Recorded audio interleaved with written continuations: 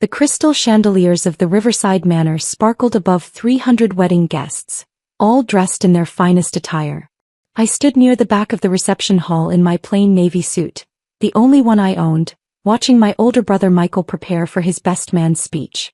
His bride, Christina, sat beside him at the head table, her wedding dress probably costing more than most people's cars. I tried to skip the wedding entirely, but Mom had insisted. "He's your only brother," she'd said on the phone 2 weeks ago.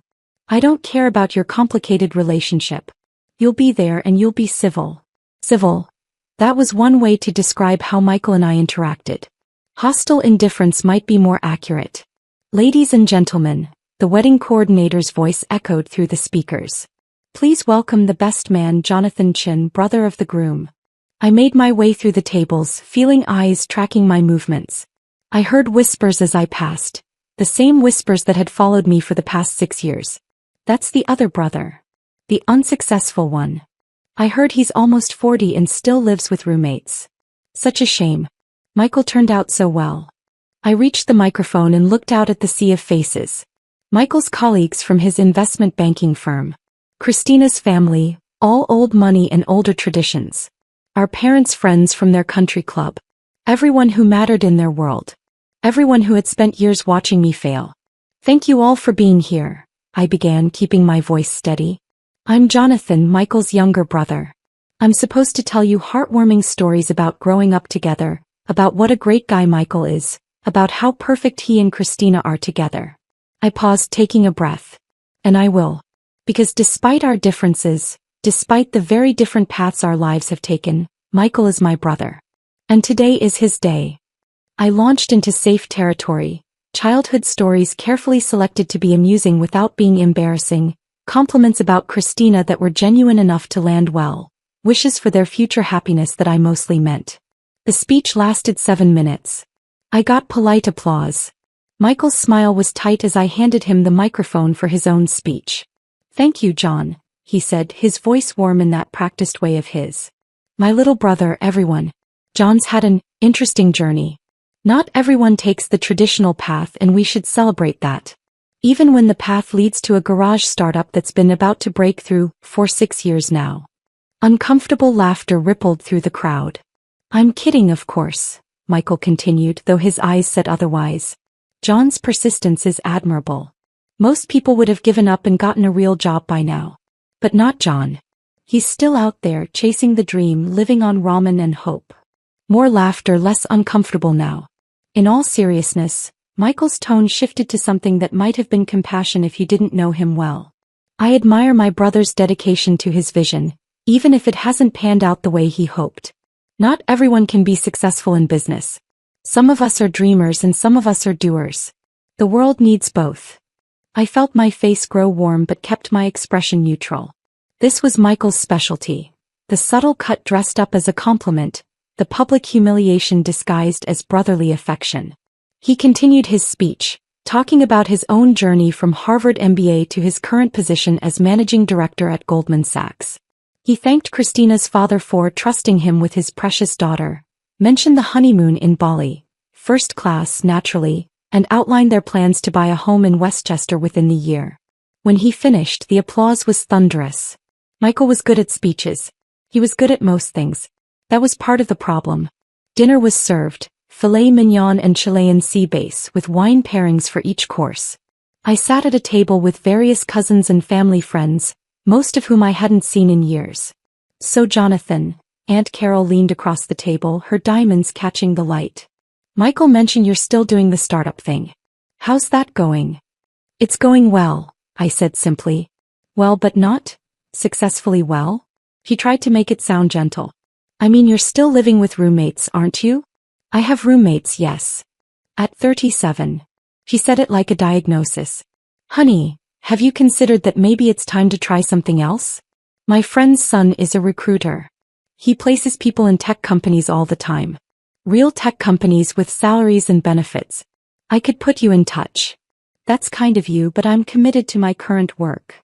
Uncle David joined the conversation. "John, I respect the hustle, I really do. But 6 years is a long time to go without results. What does this startup of yours actually do?" We develop quantum computing solutions for encrypted data processing, I said. Quantum computing. He nodded like he understood, though his eyes glazed over. That sounds complicated. Are you making any money? We've been focused on development rather than revenue. For 6 years. Cousin Rachel chimed in. She was a corporate lawyer, recently made partner. John, that's not sustainable. Even the most patient investors need to see returns eventually. We have investors who believe in the vision. How much have you raised? Uncle David asked bluntly. Enough to keep us operational. That's not an answer, he pressed. Come on, John. We're family. You can be honest with us. Are you even paying yourself a salary? I took a sip of water, the same way I'd learned to create space in conversations when I didn't want to answer questions. The business is funded adequately for our current needs. That means no, Rachel translated for the table.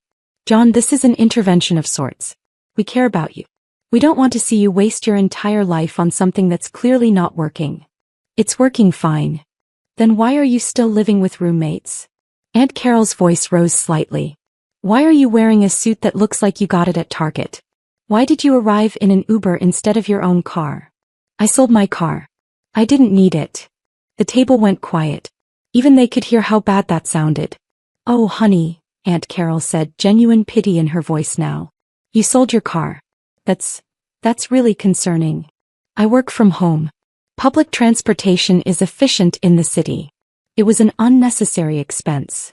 Or you needed the money, Uncle David said flatly. John, this has gone on long enough. I'm going to be direct because someone needs to be. You're not 25 anymore. You're not even 35. You're pushing 40 and you have nothing to show for it.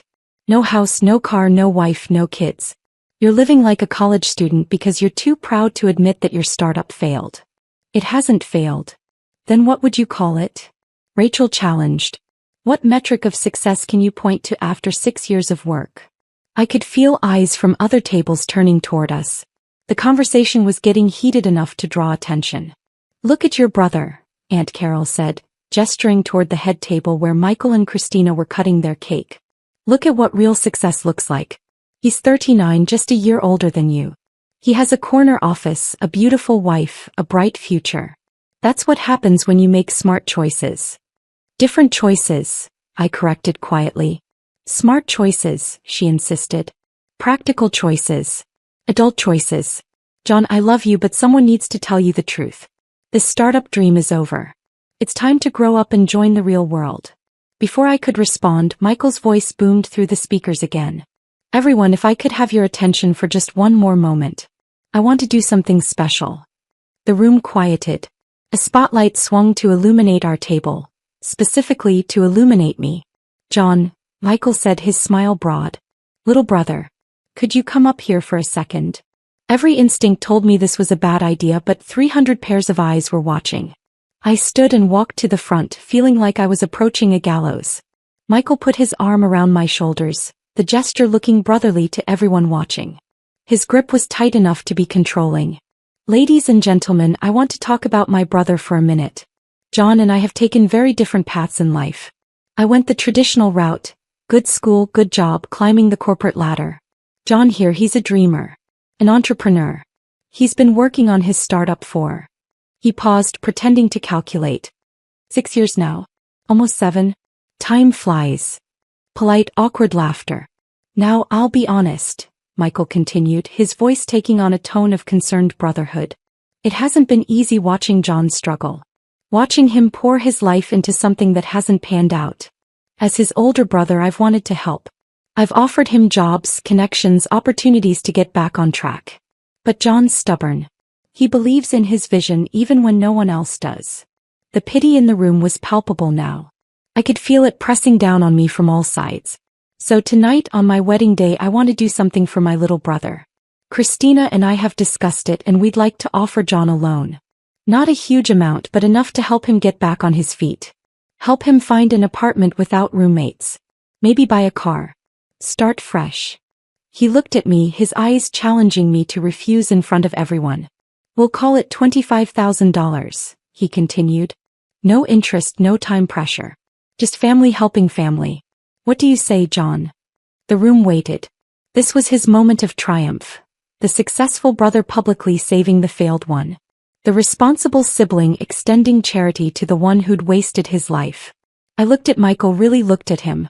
Saw the satisfaction in his eyes, the subtle smirk playing at his lips. This wasn't about helping me. This was about establishing once and for all who had won the unspoken competition between us. That's incredibly generous, I said carefully. But I'm going to have to decline.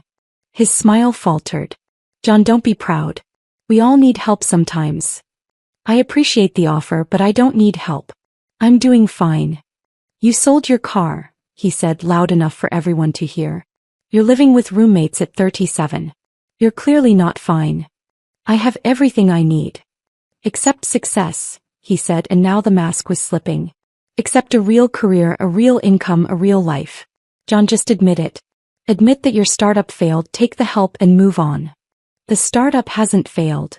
Then show me the success. His voice rose. Show me any evidence that you haven't wasted 6 years of your life playing entrepreneur in your garage. Show me the money, the users, the growth, anything that proves this isn't just a fantasy you've been living in. The room was dead silent now. Even the band had stopped playing. I was about to respond when I noticed something. Several guests had pulled out their phones, their faces showing confusion, then shock. A low murmur started spreading through the crowd. Oh my God, someone said loudly. Is this real? More phones came out. The murmuring grew louder, more urgent. Holy shit, I heard Uncle David say from my table. That can't be right. Aunt Carol stood up, staring at her phone. Jonathan Chin. Is that you? Michael's father-in-law was on his feet now too, his phone pressed to his ear. I'm seeing the same thing. Multiple sources. CNN just broke it. Bloomberg's confirming. Reuters has it up now. What's going on? Christina demanded, looking around at the chaos erupting in her carefully planned reception.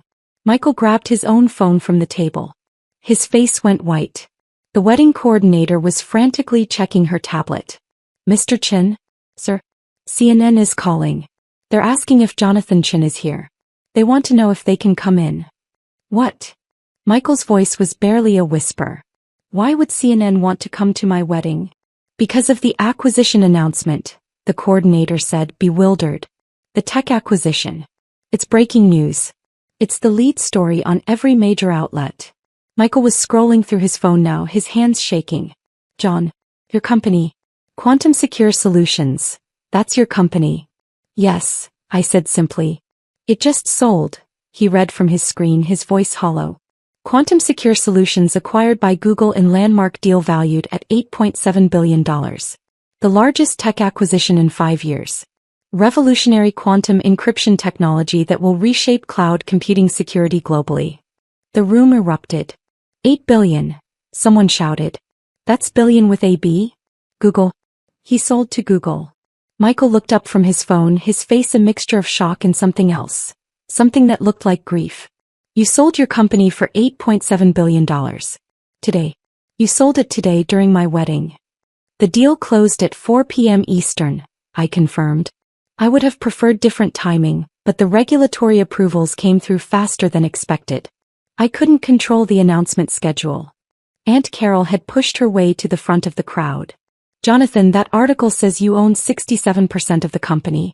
That means you personally made about $5.8 billion, I finished. Before taxes. Uncle David was reading from his own phone. There's a profile here. Forbes just posted it.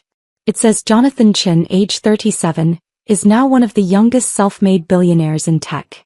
It says he founded Quantum Secure in his garage 6 years ago with 3 MIT graduates.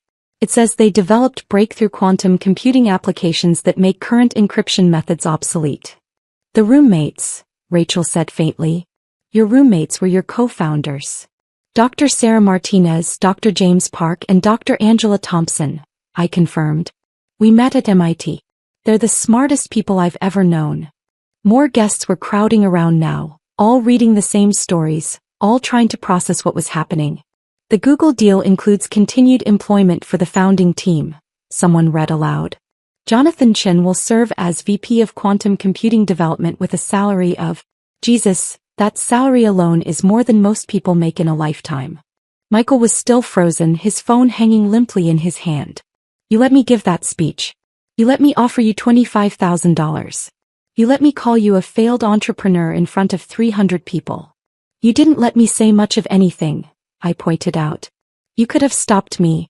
You could have told me. The deal was under NDA until the announcement went live. I legally couldn't tell anyone. The announcement was scheduled for 6 p.m. Pacific. We're on the East Coast, so 9 p.m. here. I thought I'd make it through dinner at least.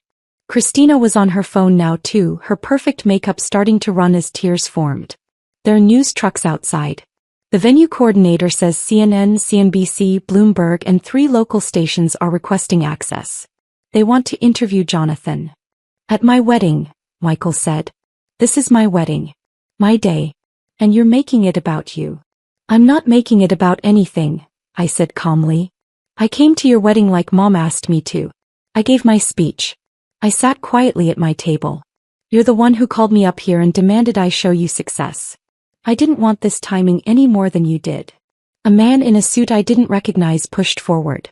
Mr. Chin? I'm Bradley Morrison, partner at Goldman Sachs.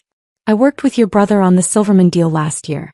I'd love to discuss potential investment opportunities if you're considering.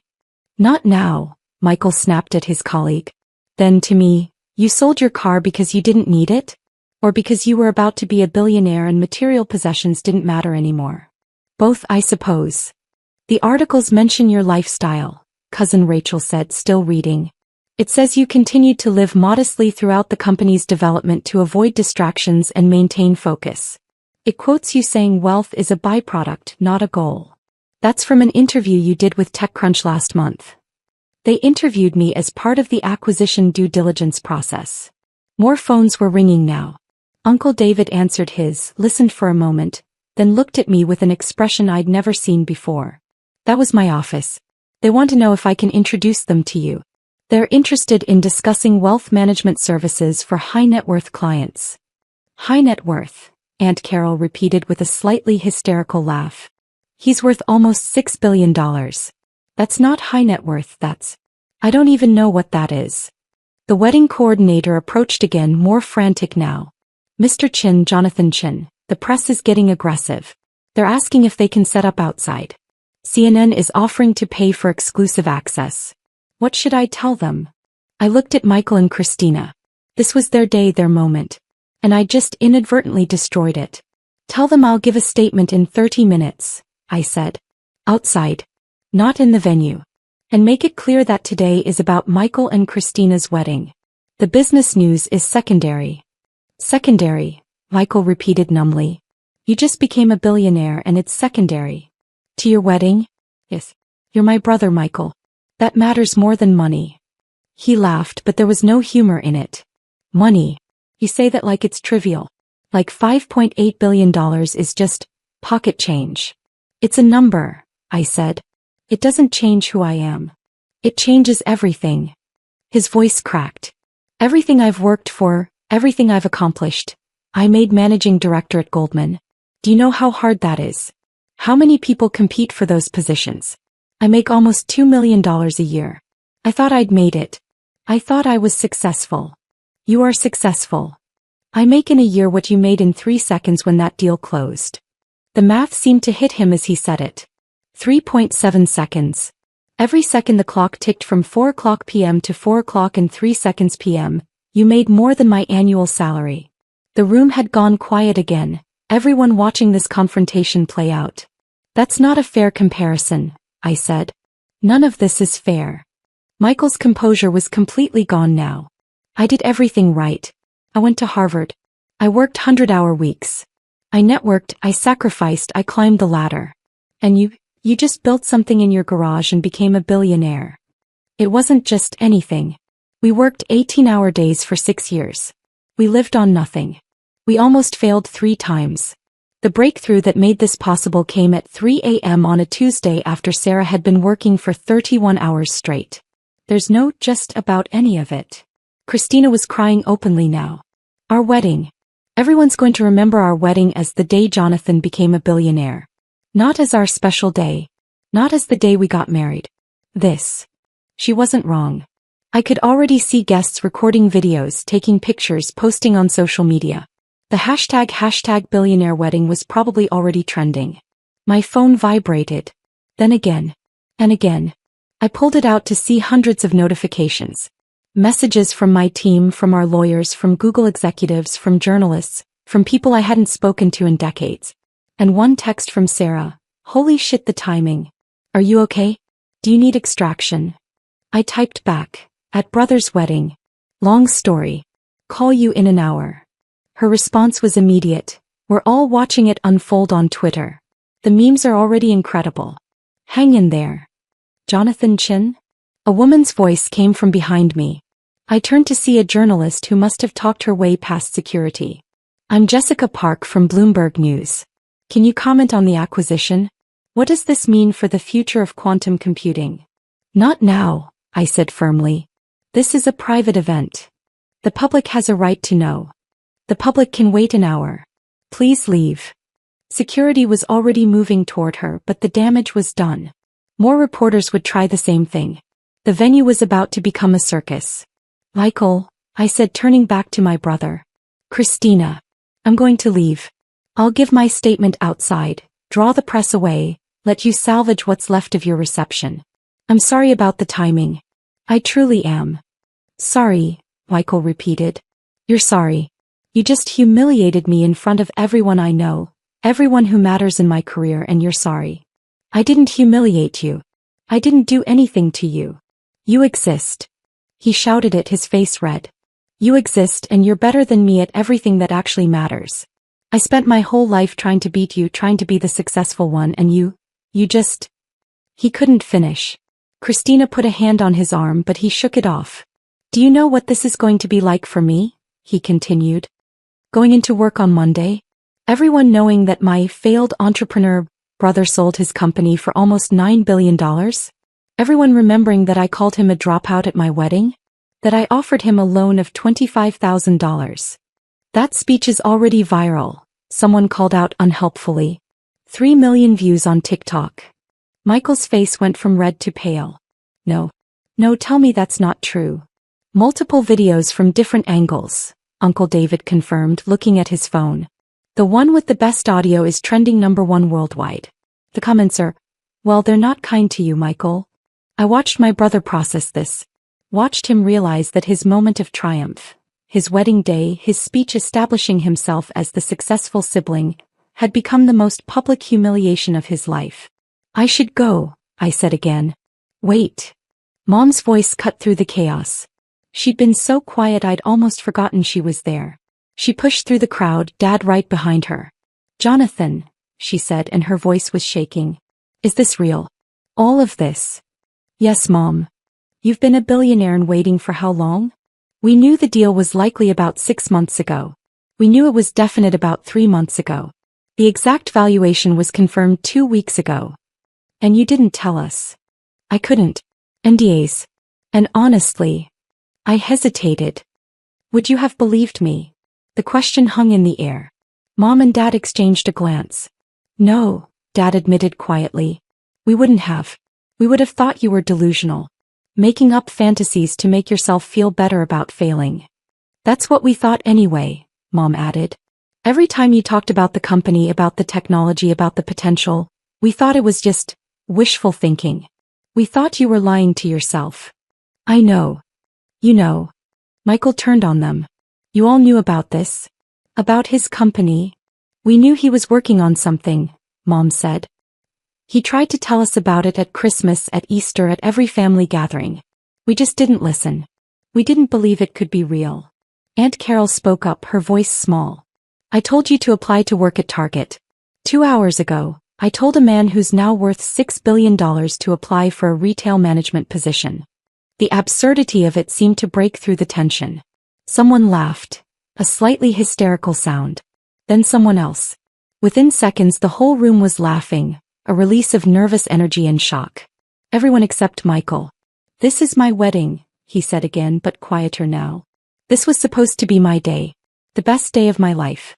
And all anyone's going to remember is that my brother became a billionaire in the middle of it. I'm sorry, I said, and I meant it.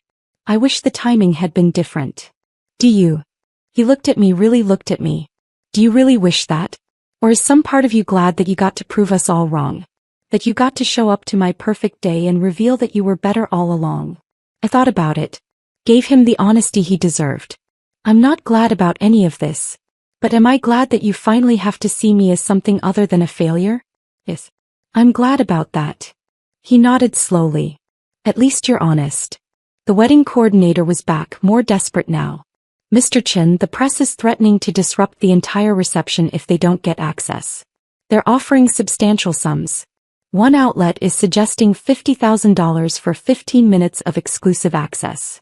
Tell them, Michael started, but I cut him off. Tell them yes. To whatever outlet offers the most. But the money goes to Michael and Christina. Consider it a wedding gift. John, you don't have to, Mom began. I do actually. This is the least I can do. Michael's right. I've ruined his wedding. So the wedding gets something out of it. CNN is offering $200,000 for 30 minutes, the coordinator said after a rapid series of phone calls. And they want to interview both brothers. Together. Michael and I looked at each other. You don't have to do this, I said. If I don't, I'm the bitter brother who couldn't handle his siblings' success. If I do, at least I control some of the narrative. He straightened his tie and I saw him slip back into his professional persona. Let's get this over with. We were ushered outside where CNN had set up a full production in the venue's parking lot. Lights, cameras, a correspondent I recognized from the nightly news. Behind us, I could see the wedding guests pressed against the windows, watching. We're live in 3, someone called out. 2, 1. The correspondent smiled professionally.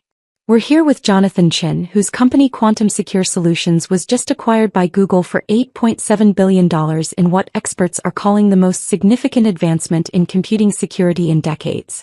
Mr. Chin, you're now worth approximately $5.8 billion. How does that feel? Surreal, I said honestly. But I want to emphasize that this success belongs to my entire team.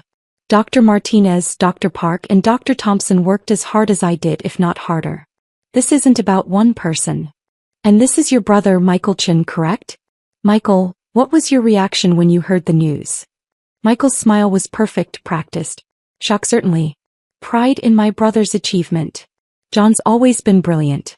We all knew he was working on something special. The lie was smooth, professional. No one watching would know that 30 minutes ago he'd been offering me a pity loan. There are reports, the correspondent continued, that the announcement happened during your wedding reception. That must have been quite a surprise. It certainly wasn't the wedding gift we expected, Michael joked and got a laugh. But in all seriousness, I'm thrilled for my brother. Family success is success for all of us. The interview continued for 20 minutes. Michael was polished, saying all the right things, playing the supportive older brother perfectly. I answered questions about the technology, the future applications, what I planned to do with the money. When it ended and the cameras stopped rolling, Michael's smile dropped immediately. $200,000, he said flatly. You just made our wedding night into a news segment for $200,000. You would have done it for free, I said. At least this way you get something. I don't want your charity. It's not charity. It's CNN's money. Take it, don't take it. I don't care. We stood there in the parking lot, the sounds of the reception drifting out through the open doors. Inside, guests were dancing again, the party trying to resume some semblance of normalcy. You could have told me, Michael said finally. At some point in the last 6 years, you could have told me you were actually succeeding. Would you have listened? He considered it. Probably not. No, definitely not. I needed you to be the failure. It made me feel better about my own success. I know. You're supposed to argue with me. Tell me I'm wrong. But you're not wrong. You needed me to fail so you could feel successful. Mom and Dad needed it too. The whole family needed it. I was the cautionary tale, the example of what happens when you don't play by the rules. And now you need me to be something else. I just don't know what yet. Michael laughed bitterly. Neither do I. How do I go back in there? Face all those people? They all saw me humiliate myself. The same way I faced them for 6 years while they pitted me. You smile, you keep your dignity, and you remember that their opinions don't actually matter. Easy for you to say. You're a billionaire now. I was the same person an hour ago when you were offering me charity. The money doesn't change who I am. It changes everything else though, doesn't it? He looked back at the venue. Christina's in there crying. My wedding day is ruined. And tomorrow, every paper is going to run the story of how I mocked my billionaire brother at my own reception. Or, I suggested, the story could be about how you supported your brother's success even when it unexpectedly overshadowed your big day. Depends on what narrative you want to build. He studied me for a long moment. When did you get so wise? Around the same time I was living on ramen and hope, apparently. They got a small smile. I really am an asshole, aren't I? Tonight you were. In general, you're complicated. We both are. What am I supposed to do now? How am I supposed to compete with this? You don't, I said simply. You stop competing. You live your life, I live mine. We're brothers, not rivals. We never should have been rivals. Dad made us rivals. The comparisons, the expectations, the constant competition for approval. I know. But we're adults now. We can choose something different. Michael nodded slowly. I should get back to my wife. Try to salvage what's left of our wedding. For what it's worth, I think Christina looks beautiful. And the venue is gorgeous. You did well. Thanks. He started to walk away, then stopped. John, I'm sorry. For the speech, for everything. I was cruel. You were human. We all are. I watched him go back inside, his posture straightening as he approached the doors, slipping back into the role of the happy groom. My phone buzzed again. Sarah calling. Hey, I answered. You okay? Her voice was warm with concern. Define okay. Fair point. The internet is losing its mind. We're trending #1 on literally every platform. Angela set up a group chat for the 4 of us. We're all being bombarded with interview requests. We should coordinate responses through the Google PR team. They'll want to control the narrative. Already on it. But John, are you okay? That speech your brother gave, that was brutal. It was honest. In its own way. It was cruel. That too. I could hear voices in the background. James and Angela probably watching the coverage. My team. My friends. The people who'd believed in the vision when no one else did. We did it, Sarah said softly. We actually did it. We did. So why don't you sound happier? I looked back at the venue, at the celebration continuing without me, at the family that had spent years misunderstanding me. Because success is complicated, I said. And family is even more complicated. You want us to come get you? We could grab drinks, celebrate properly. No. I should probably go back in for a bit. Make sure Michael's okay. You're a better person than I'd be in your situation. I'm really not. I'm just tired of fighting. We talked for a few more minutes, making plans for next week's meetings with Google, discussing the press strategy, laughing about the absurdity of the timing. When I hung up, I stood in the parking lot for another moment, watching the party through the windows. Uncle David was talking animatedly to a group, probably telling them how he'd always known I'd be successful.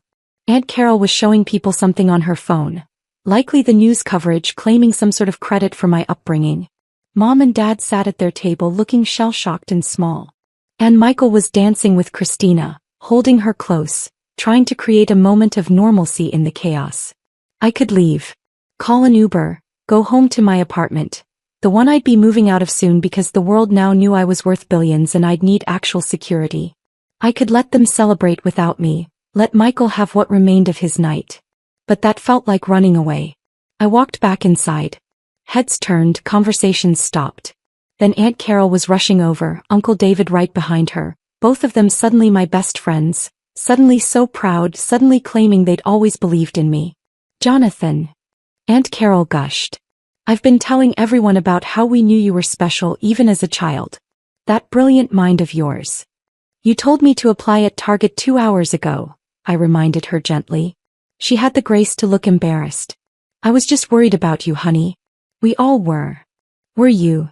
I looked around at the family members converging on me. Or were you uncomfortable with someone choosing a different path? We just wanted what was best for you, Uncle David said. You wanted what looked successful to you. There's a difference. I felt a hand on my shoulder. John, can we talk? Outside. We walked out to the venue's garden, away from the noise and the cameras and the sudden flood of attention. I'm sorry, she said immediately. Not for tonight, for everything. For years of not listening, not believing, not supporting you the way I should have. You supported me how you knew how. That's generous, but it's not true. I dismissed you. I compared you to Michael constantly. I made you feel like a failure because you weren't successful in ways I understood. She took a shaky breath. I'm proud of you. I should have said that years ago, but I'm saying it now. I'm incredibly proud of you.